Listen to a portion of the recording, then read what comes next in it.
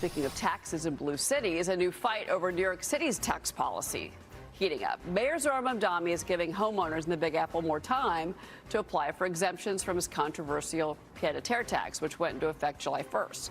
Real estate insiders are now warning about the potential fallout, saying the tax could reshape the city's housing market and drive away wealthy buyers and investors. Billionaire investor Bill Ackman also sounding the alarm, arguing that New York risks pushing away the very taxpayers who helped fund the city. And in this post, he talks, Lee Carter, about the fact that it's about the numbers not adding up. And it's a long post from Bill Ackman. But to paraphrase, he basically says that, look, you're going to not only going to drive out the wealthy, but you're also going to depress real estate values.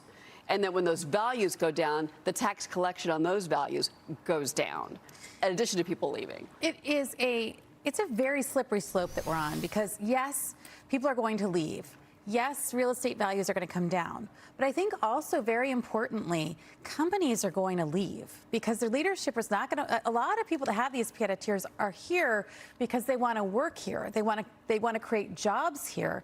They want to have people pay taxes here. That means that it's going to impact restaurant workers. It means it's going to impact retail. This has a widespread impact. And we are looking at what he's going after. I understand the numbers seem huge, but when you look in Manhattan, a lot of these are also inherited properties. These are properties that when people bought them weren't worth this much, and people are carrying them on and staying here to work and contribute to New York. And so this is a thing. When you start talking to people who might keep an apartment here, who come here to work, they're saying, you know what, this is not where I want to be anymore. And there is no way to interpret the fact that he's creating lists of people as making them targets. Who wants to come into the city and be a target for the ire, for the anger, for this kind of treatment? I just think that this isn't just about individual people. This isn't just about millionaires. This is about what kind of city we want to be. And if we want to be the kind of city, because we've always said, if you can make it here, you can make it anywhere. This is where we want to draw people who have big dreams, create the American dream, create opportunity for themselves and for more people. And I think this really goes right in the face of that. And Dan, let's talk about the tax side of this. This is your wheelhouse, certainly, because so initially Kathy Hochul said this would be about 10,000 homeowners. This hit list, that's my word, this hit list that they put out, 960,000 properties were on it. It had names, addresses, valuations of the home. One example, an 82-year-old man in Brooklyn got a letter on his townhouse. He's lived there in Park Slope for 55 years. That is his home. He's facing a $44,000 surcharge. And he says, this is my home. Why are you hitting me with a letter? So 17,000 letters went out, basically from Mamdani's standpoint, to the bad guys, right? But they're not the bad guys.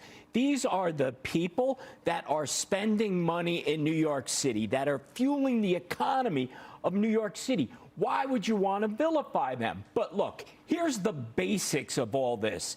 Tax what you want less of. So if you want to tax the rich people, you will get less of them. Look at what's happening in Florida. Florida is embracing wealth. And what's happening? Wealthy people are moving there, and their economy is absolutely booming. So if the mayor wants to continue to go down this path, his return on investment, they're projecting $500 million of additional annual taxes coming in through this. That is not going to happen. Time will tell. Well, and they're also, again, they're delaying now until September that people have time to respond, because the rollout was such a disaster. I mean, it really was. And people that are supporters, many supporters of Zohran Mamdani on the list. Oops. Yeah. You get what you vote for, folks.